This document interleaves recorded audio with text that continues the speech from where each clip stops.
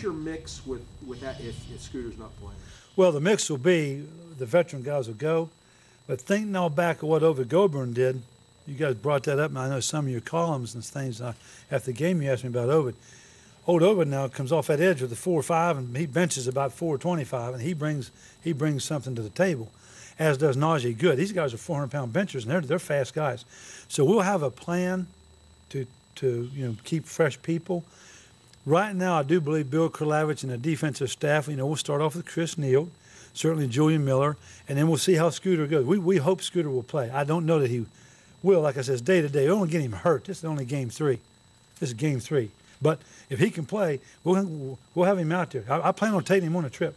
So I'm optimistic about if he's close, we'll get him in there a little bit. Then we'll rotate all the guys. Larry, and we'll put Josh over, and we can move some guys around and play some linebackers down, because it's not about size. This game's about leverage. This game's about playing under your pads. This game's about being intense and striking people. And that's what we do with those linebackers. So. Coach, can you clarify exactly? Scooter's it's just shoulder. Shoulder, just sprained, strained. It's not a bone. It's a sprain. He's got a. Now in the pool, they told me he did a really nice job. And then Reed, his foot is like a sprain, or? It's a sprained foot. It's almost like a twist in the foot, up in the front. You know what happened? There were about 4 guys bowed him back, and his foot got caught in the toe, and the foot got smashed like. Not bad, but nothing broken, thank goodness. Auburn has put up a lot of offense in the last couple of games. What do you see from just what they can do on offense? Wow, I see the track meet. It's going to be very, very difficult to contain the Auburn Tigers. They are 4th overall, I believe, in the country. I'm pretty sure. I know it's 4th overall, and it's 2nd rushing. So that tells me they get a lot of plays. They averaging 2nd to Air Force, like 396 a game. They're fast, and they're playing very, very well.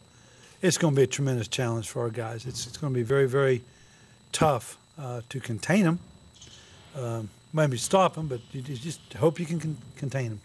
What do they do with their ground game, especially out of the spread? Man, they can run it all. They run the draw. They run the power. They run the belly, the zone, the quarterback, the dart stuff. All that. It's fast. And it's good. It's fun to watch when you're not playing them. They do a really, really, really good job. Really good job. 2nd in the country.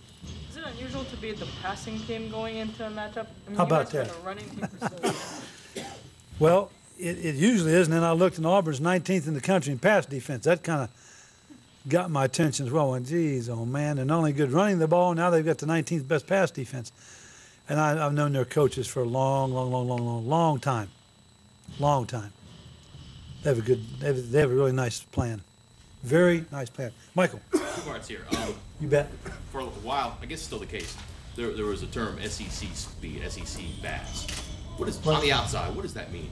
On the outside, that means when you go down and play in that league, it's speed. It's really fast. They run.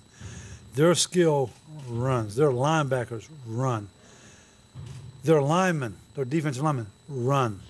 When you see those guys, think back since the 80s, like when Coach Bowden went down to Florida State, used to watch those guys, and they get in those sprinter stances. They look like big, long, lanky linebackers playing defensive line. So they substitute size for speed. That's what we've done here in our 3-3 stack. We substitute size for speed. We're fast. That's what I was going to get to my next part there. You guys have kind of adapted that too. Is it because speed is more readily available than size, or you can build guys up physically, you can't make them faster necessarily? Why has that become such an important part of the way you guys recruit and scheme offensively and defensively? Because the game is a game of speed. The game is a game of getting from point A to point B the best way you can. Do you run the ball, pass the ball? How do you contain people? Do you bend and not break? Do you blitz? It's can you get from a certain point home to the next point prior to the play getting developed, offensively and defensively. Special teams, that's another big factor, Mike, because of the speed factor. I like tall. Y'all remember we went down to Tower Bowl and just got overwhelmed by Virginia? We couldn't see. We got in there, we were locked up, we were under pad. We couldn't see. Remember all the trick? We couldn't find them. I like tall guys that can run. We've changed our philosophy here. You look at our young offensive linemen. Last week, for instance, Nick Kindler the scout of the week. He's tall. Pat Egger, they're tall. I like tall guys. The guys we had in this weekend recruiting, we like taller guys. And if you're tall and rangy with speed, I think our strength coach, I know our strength coach can get you bigger.